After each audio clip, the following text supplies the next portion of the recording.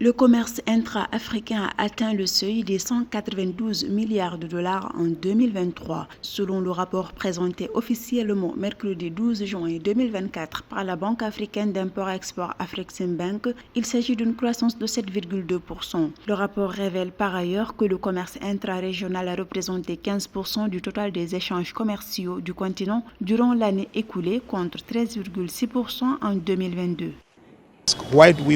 Si vous voulez voir une croissance dans le commerce intra-africain, la première chose est de voir nos pays africains échanger davantage les uns avec les autres lorsqu'il s'agit de leur commerce. Alors, la deuxième chose, c'est le pourquoi nous échangeons. Nous échangeons parce que nous voulons créer des emplois.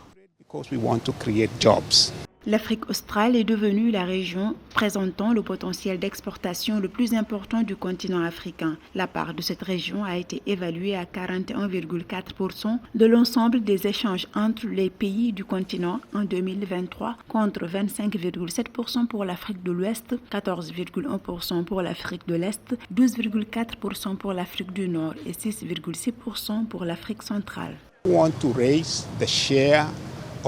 Pour augmenter la part de l'Afrique en termes de commerce mondial, il faut commencer par les bases. Et les bases, c'est s'assurer qu'il y ait une valeur ajoutée en termes de ressources et des usines africaines. Sans cela, il n'y a pas de pas possible pour l'Afrique d'augmenter sa part dans le commerce mondial. Cette résilience qu'a connue le commerce intra-africain en 2023 serait attribuable à la mise en œuvre continue de la zone de libre-échange continentale africaine. Cependant, les experts indiquent que la dynamique commerciale du continent révèle un potentiel inexploité substantiel, en particulier dans des produits tels que les machines, l'électricité, les véhicules et pièces automobiles, les produits alimentaires, les minéraux, entre autres.